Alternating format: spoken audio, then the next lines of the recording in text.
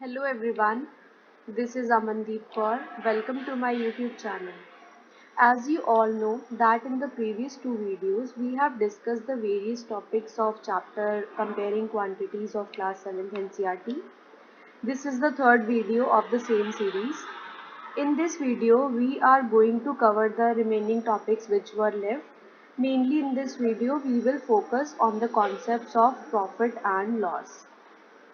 So without wasting time, let's get started. Profit and loss is a very easy, simple topic which you see in your day-to-day life a lot. Let us understand it with the help of an example. For example, there is a bag.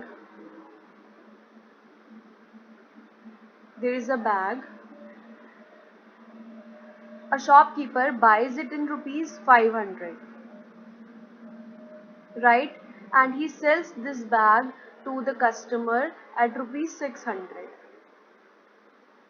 Then you can see that there is a difference of 100 rupees. He bought it in 500 rupees and sold it in 600 rupees. So he had taken 100 rupees extra from the customer. That means he has gained a profit of 100 rupees. Means अगर buyer ने 500 का एक bag खरीदा और 600 में बेच दिया, customer को 600 रुपीज़ का बेच दिया, तो आप देखोगे उसने 100 रुपीज़ एक्स्ट्रा लिए कस्टमर से. जब उसने 100 रुपीज़ एक्स्ट्रा जो लिए हैं वो उसको प्रॉफिट हुआ, उसको गेन हुआ 100 रुपीज़ का. तो यही होता है कॉन्सेप्ट ऑफ प्रॉफिट. अगर आपको किसी चीज़ में गेन हो तो आप उसको प्रॉफिट बोलोगे. ठीक है. अगर हम मान लेते हैं सपोज उसने 600 में नहीं, इसको 400 रुपीज़ में अगर वो सेल कर देता बाय कस्टमर को, तो आप देखोगे कि उसने 100 रुपीज़ कम, जो कस्टमर से उसने पैसे लिए उसमें 100 रुपीज़ कम थे, तो यहाँ पर उसे क्या हुआ, उसे लॉस हुआ. कितना? 100 रुपीज़ का लॉस हुआ. तो आप देखोगे अगर ये वाली जो क्वांटिटी है इससे अगर वो महंगे में बेचता है, महंगे में सेल करता है कस्टमर को, तो आपको गेन होगा. और अगर वो कम पैसों में सस्ते में उसको कस्टमर को बेच देता है तो उसको लॉस होगा. अब यहाँ पर दो कॉन्सेप्ट आते हैं. एक तो आता है कॉस्ट प्राइस और एक आता है सेलिंग प्राइस. ठीक है. जिसमें उसने ये खरीदा, जो बायर था, जो शॉपकीपर था, उसने जो बैग जहाँ से खरीदा उसको ये इसकी कॉस्ट पड़ी 500 रुपीज़. तो ये तो होगी उसकी कॉस्ट प्राइस, राइट. और जब उसने इसको सेल कर दिया कस्टमर को, तो ये जो 600 रुपीज़ था ये हो गया उसका सेलिंग प्राइस. चलिए अब हम डिटेल में समझते हैं कॉस्ट प्राइस और सेलिंग प्राइस का मतलब क्या होता है. जैसे कि आप अपनी स्क्रीन पर देखोगे, यहाँ पर फिगर फर्स्ट में हमारे पास एक शॉपकीपर है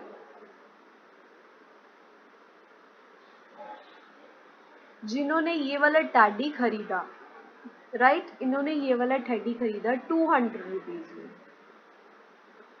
इन रुपीज़ 200 रुपीज़ में शॉपकीपर ने ये वाला टैडी खरीदा, अपनी शॉप में रख दिया और बायर का वेट किया कि कोई कस्टमर आए और इस टैडी को खरीदे. फिर इसके बाद में ये वाला जो एक बच्चा है, ये छोटा सा बच्चा आता है टॉयज़ लेने के लिए, वो एक टेडी खरीदता है और ये जो शॉपकीपर है इस बच्चे को ये टेडी सेल कर देता है इन रुपीज़ 400. ठीक है. इन्होंने शॉपकीपर ने टेडी जो है वो 200 में खरीदा और 400 में बेच दिया, सेल कर दिया.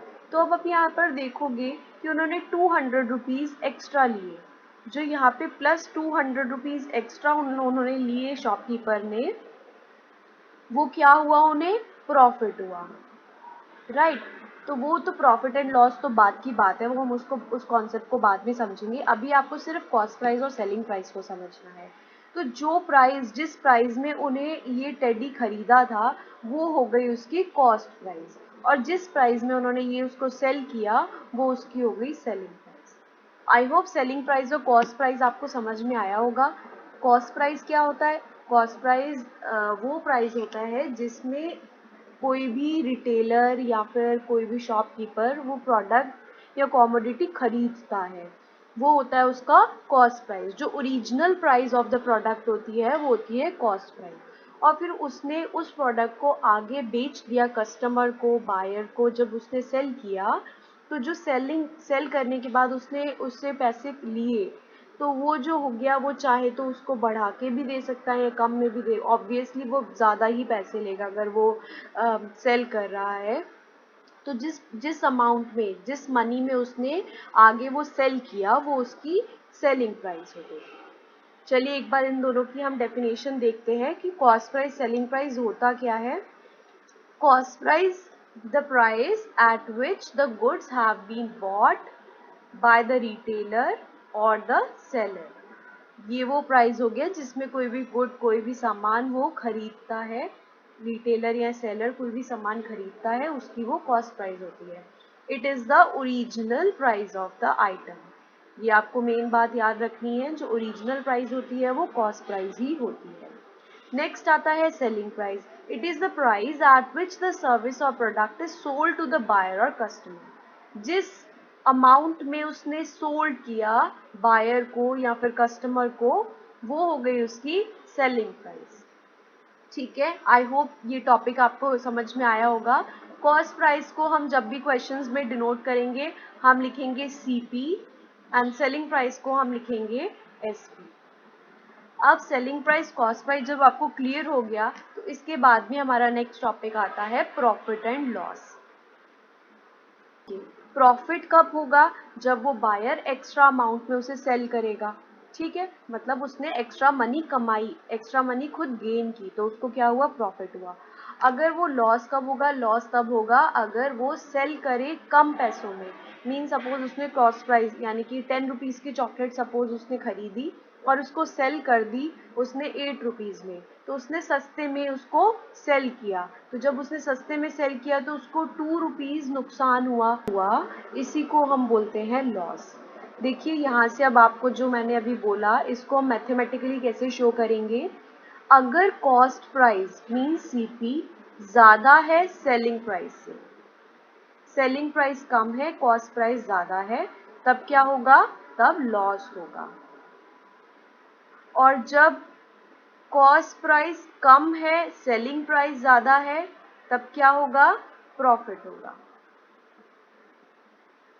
आप यहाँ से क्लियर हुआ? अगर सेलिंग प्राइस ज़्यादा है तो प्रॉफिट होगा, सेलिंग प्राइस कम है तो लॉस होगा।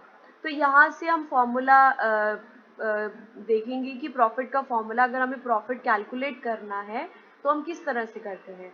प्रॉफिट कैलकुलेट करने के लिए आपको करना होता है selling price minus cost price. और इसी तरह से अगर आपको लॉस कैलकुलेट करना है तो लॉस हम कैलकुलेट करेंगे cost price minus selling price. इतना कॉन्सेप्ट क्लियर हो गया? चलिए अब हम प्रॉफिट या लॉस का एक एग्जांपल देखते हैं, ताकि आपको समझ में आए किस तरह से क्वेश्चंस आपको मिलेंगे और आपको किस तरह से उसे सॉल्व करना है। आप अपनी स्क्रीन पर एक एग्जांपल देखोगे। It says, if a shopkeeper bought a chair at ₹400 and sold it to buyer at ₹700, find profit or loss. तो यहाँ पर आप क्लियरली देखोगे that the cost price is ₹400 and the selling price is ₹700. Clearly it is visible from here that selling price is more than the cost price. If selling price is greater or more, then there will be profit. Okay, so profit, what's the formula of profit? We will calculate profit using the formula SP minus CP. जैसे कि आप देखोगे cost price कम है, selling price ज़्यादा है। जब भी selling price ज़्यादा होगी तो आपको कुछ भी नहीं देखना है, आपको डायरेक्ट पता चल जाना चाहिए कि उसको प्रॉफिट हुआ है। प्रॉफिट का फॉर्मूला होता है selling price minus cost price. तो सेलिंग प्राइस कितना है? 700, कॉस्ट प्राइस कितना है? 400। जब हमने इनको सबट्रैक्ट किया तो हमारा आंसर आया ₹300। ₹300 इज़ द प्रॉफिट जो शॉपकीपर को उस चेयर को सेल करने पर हुआ। So concept of profit and loss, I hope it is very clear to you. Now let's move to our next topic. Our next topic is profit percent and loss percent. कभी कभी क्या होता है ना, questions में आपको direct profit ना देके आपको बोला जाता है कि प्रॉफिट परसेंट दे दिया जाए, और आपको कोई भी क्वेश्चन पूछा जाए कि आप इसको सॉल्व कीजिए, या फिर आपको बोला जाए कैलकुलेट कीजिए कितना प्रॉफिट परसेंट हुआ या लॉस परसेंट हुआ। तो profit percent and loss percent को कैलकुलेट करने का एक फॉर्मूला होता है जो हम अभी डिस्कस करने जा रहे हैं। तो उस फॉर्मूले में आप वैल्यूज पुट करके profit percent and loss percent के क्वेश्चंस को सॉल्व कर सकते हो। आइदर उसमें आपको पूछा जाए कि प्रॉफिट परसेंट कैलकुलेट कीजिए, लॉस परसेंट कैलकुलेट कीजिए, या फिर कोई और भी अगर लाइक सीपी पूछी जाए या फिर प्रॉफिट पूछा जाए, तो आप इस फॉर्मूले की हेल्प से बहुत इजीली कैलकुलेट कर पाओगे। सबसे पहले हम डिस्कस करेंगे प्रॉफिट परसेंट। प्रॉफिट परसेंट का फॉर्मूला क्या होता है? Profit percent is equals to profit upon cost price multiply with 100. This is the formula for profit percent. And loss percent के लिए भी सेम फॉर्मूला होगा, बस प्रॉफिट की जगह लॉस आ जाएगा और नीचे डिनोमिनेटर में सीपी रहेगा। अब यहाँ पे बच्चे बहुत ज़्यादा कंफ्यूज हो जाते हैं। कई बार क्या होता है, एक में सीपी लिख देते हैं और एक में एसपी लिख देते हैं, लेकिन ऐसा बिल्कुल भी नहीं होता है। जब भी आपको प्रॉफिट परसेंट या लॉस परसेंट कैलकुलेट करना है, डिनोमिनेटर में हमेशा कॉस्ट प्राइस ही आएगा। इसको भी हम मल्टीप्लाई करेंगे 100 के साथ में। यहाँ पर 100 के साथ में मल्टीप्लाई हमने इसलिए किया है क्योंकि हम परसेंटेज निकाल रहे हैं, दैट्स वाई। तो प्रॉफिट परसेंट कैलकुलेट करना है तो आपको वैल्यू रखनी पड़ेगी प्रॉफिट अपॉन सीपी इंटू 100, और लॉस परसेंट कैलकुलेट करना है तो लॉस अपॉन सीपी इंटू 100। तो ये दो मेन फॉर्मूले से, जो कि आप फॉर्मूले में अगर वैल्यूज पुट करोगे तो आप profit percent loss percent calculate कर पाओगे। चलिए हम इसको फॉर्मूले को किस तरह से यूज़ करना है एक एग्जाम्पल की हेल्प से समझते हैं। आपकी स्क्रीन पर एक एग्जाम्पल आपको दिखेगा, इसको सॉल्व करने की कोशिश करते हैं। Anmol bought a football for ₹500 and he sells to his friend for ₹600. Find the loss or profit percent. तो सबसे पहले तो हम ये देखेंगे कि इसमें प्रॉफिट हुआ है या गेन। तो सबसे पहले हम लिखेंगे कॉस्ट प्राइस। कॉस्ट प्राइस कितनी है? जितने में उसने खरीदी, बॉट की ₹500, राइट। फिर उसने अपने फ्रेंड को उसको सेल किया ₹600 में, तो एसपी हो गया ₹600। तो अभी आप यहाँ से देखोगे कि SP is greater than cost price, means profit होगा। कितना प्रॉफिट होगा? हम प्रॉफिट कैलकुलेट करते हैं। प्रॉफिट होगा SP minus CP, which means 600 minus 500, that is he gained a profit of ₹100। उसे कितना हुआ प्रॉफिट? 100 रुपीज़ का हुआ। अब हमें कैलकुलेट क्या करना है? प्रॉफिट परसेंट कैलकुलेट करना है। तब हम यहाँ पर फॉर्मूला पुट करेंगे प्रॉफिट परसेंट का। Profit percent is equal to, as we know what is the formula for profit percent, it is profit upon CP multiply with 100। Profit is of ₹100, CP कितना है? सीपी है 500 rupees, और इधर भी हम 100 से मल्टीप्लाई करेंगे। जब हमने इसको सॉल्व किया, 2 zeros will be cancelled, 5 it will go 20 times, means ये कितना आया? 20%। तो आप इजीली बोल पाओगे कि अनमोल को कितना प्रॉफिट परसेंट हुआ? अनमोल को 20% प्रॉफिट हुआ when he sold his football to his friend at ₹600, right. I hope profit percent. अगर इसी तरह से कभी आपको लॉस परसेंट निकालना हो तो आप जैसे हमने यहाँ पे लॉस प्रॉफिट परसेंट का फॉर्मूला पुट किया था, आप लॉस परसेंट का फॉर्मूला पुट कीजिए और उसको सॉल्व करके लॉस परसेंट भी इजीली कैलकुलेट कर सकते हैं। Our next topic is very interesting topic, that is simple interest। ये बहुत ही ज़्यादा इंटरेस्टिंग टॉपिक है। अगर आप इसको अच्छे से समझोगे तो आपको ये बहुत ही इजी लगेगा, नहीं तो कई बार इसके क्वेश्चंस को सॉल्व करने के लिए आपको बहुत प्रॉब्लम आती है। तो सबसे पहले सिंपल इंटरेस्ट को समझने से पहले हम देखते हैं कि इंटरेस्ट क्या होता है। जैसे कि आप देखोगे सिंपल इंटरेस्ट में जो हमारा टर्म है इंटरेस्ट, इंटरेस्ट का मीनिंग क्या होता है? इंटरेस्ट का मीनिंग हम एक एग्जांपल से समझते हैं। सपोज हमने कुछ मनी, लेट्स से ₹1000 हमने बैंक में डिपॉजिट किए। हमारा अकाउंट था बैंक में, हमने ₹1000 उनको डिपॉजिट किए। लेट्स से हमने 1 ईयर के लिए उनको डिपॉजिट कर दिए हमारे 1000 रुपीज़। तो जब आफ्टर 1 ईयर, 1 साल के बाद में जब हम हमारे पैसे लेने जाएंगे बैंक से, तब हमें 1000 नहीं, अमाउंट कुछ ऐसा मिलेगा जो 1000 से ज़्यादा होगा। लेट्स से उन्होंने हमें 1100 रुपीज़ दिए, ठीक है, तो ये 1000 से तो ज़्यादा है ना।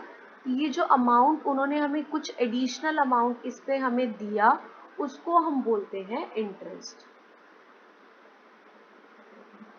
तो यहाँ पर इंटरेस्ट कितना हुआ, इंटरेस्ट निकालने के लिए ये जो हमें अमाउंट दिया गया, इसमें से जो हमने पहले डिपॉजिट किए थे पैसे 1000 रुपीज़, इसको माइनस कर देंगे तो ये आएगा 100 रुपीज़।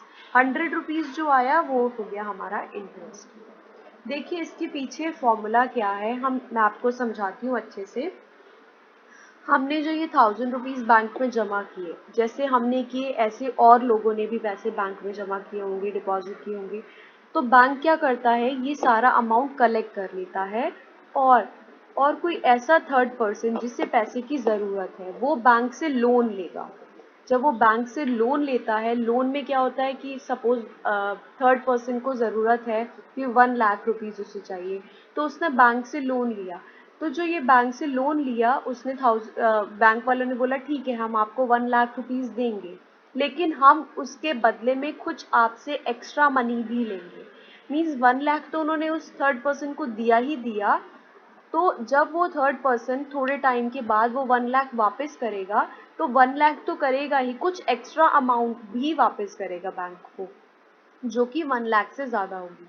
मतलब 1 लाख तो होगा ही जो बैंक को वापस करना है, लेकिन कुछ अमाउंट और भी देनी पड़ेगी। जो ये कुछ अमाउंट है यही होती है इंटरेस्ट। बट जब हमारे केस में हमने देखा, हमने तो कुछ लिया नहीं था बैंक से, हमने कुछ पैसे दिए थे, डिपॉजिट किए थे बैंक पे।